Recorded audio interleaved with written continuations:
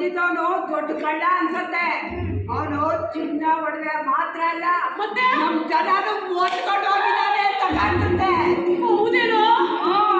ಹಣ ಹೋದ್ರೂ ಪರವಾಗಿಲ್ಲ, ನಮ್ ಜನ ಮುಟ್ಟಿದ್ರೆ ಅಷ್ಟೇ ಸಾಕು. ಕಳ್ತನ ಆಗಿರೋದ್ರಿಂದ ನಾನಿಲ್ಲಿ ಎಷ್ಟು ಜನ ಇದ್ವು ಗುರುಗಳೇ? ಮೊನ್ನೆ 3 ಜನ ಬಂದಿದ್ರಲ್ಲ. ಹೌದು, ನಾವು 5 ಜನ ಇದ್ದೀವಿ ಅಂತೇಳಿ ನೋಡ್ಕೊಂಡ್ಬಿಟ್ಟು ಹೋದ್ರಲ್ಲ. ಹೌದೌದೌದು, ನಾವಿಲ್ಲಿ 5 ಜನ ಇದ್ದೀವಿ ಅಂತ ಅವ್ರು ಬಂದು ದುಡ್ಡು ಕೊಟ್ಬಿಟ್ಟೋರು.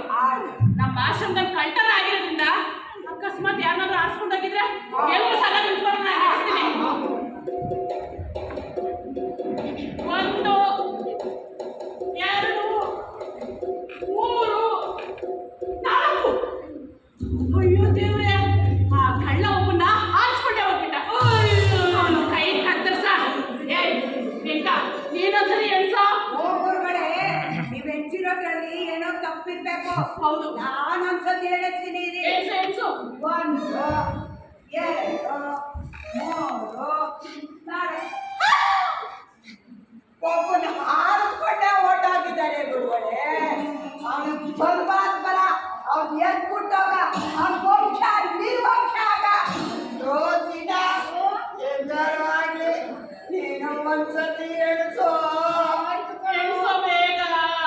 1 2 3 4. ಗುರುಗಳೇ, ಹೇಳೋ. ಆ ಕಳ್ಳ ನಮ್ ಗೆಳೆಯನ ಹೋಗ್ಬಿಟ್ಟಿದ್ದಾನೆ.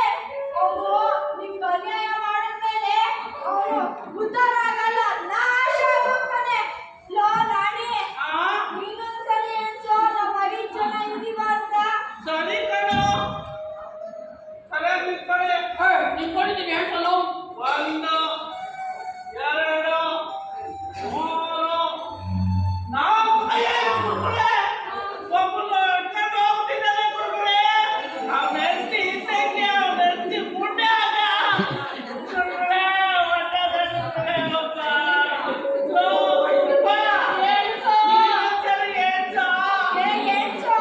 ನೀವೆಲ್ಲ ಕಟ್ರು ಸರಿಯಾಗಿ ಹೇಳ್ಸಕ್ ಬರಲ್ಲ.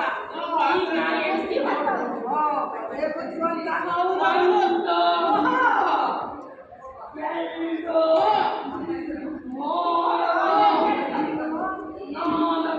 ಅವನು ಅಷ್ಟೇ.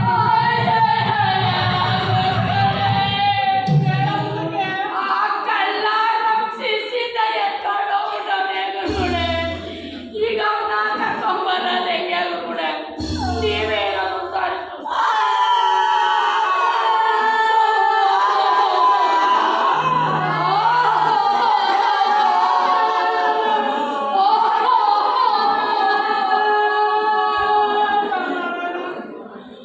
ಓದ ಅಂತ ಬಿಟ್ರೆ ಆಗುತ್ತೆ. ನೀವಿಬ್ರು ಈ ಕಡೆ ಹೋಗ್ಬಿಟ್ರು, ನೀವಿಬ್ರು ಈ ಕಡೆ